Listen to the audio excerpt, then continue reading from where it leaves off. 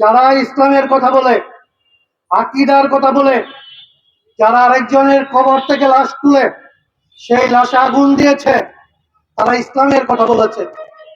অথচ ইসলামের যদি একটু হাদিস ঘাটেন তাহলে দেখবেন যাকে দিয়ে ইসলামের শুরু, যার জন্ম আজকে, যে জন্য আজকে ঈদে মিলাদুন নবী, তার সামনে দিয়ে যখন ইহুদিদের লাশ নেওয়া হয়েছে তখন তিনি বসা থেকে উঠে দাঁড়িয়েছেন, লাশের প্রতি সম্মান দেখিয়েছেন।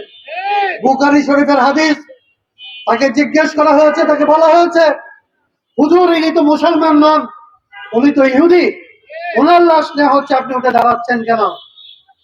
উনি যখন বলছেন, ইরশাদ করছেন যে যার লাশই হোক তিনি মানুষ, তার প্রতি আসলে লাশের প্রতি সম্মান দেখাতে হবে আমাদের।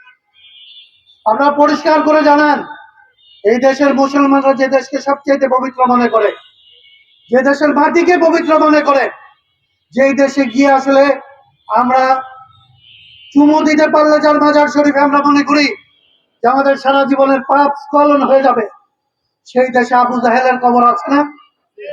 যারা আসলে হযরত মুহাম্মদকে আঘাত করেছে তাদের কবর আছে না? তাদের কবর কি তোলা হয়েছে? তাদের কবর তুলে কি আসলে পুড়াই ফেলা হয়েছে? আজকে যারা মুসলমানের নামে, ইসলামের নামে, আকীদার নামে যারা এই কবর প্রত্যেকে লাশ তুলে এবং লাশে আগুন দেয়, তারা কি হযরত মুহাম্মদের চাইতে, তার অনুসারীদের চাইতে, তার দেশের মানুষের চাইতে বড় মুসলমান?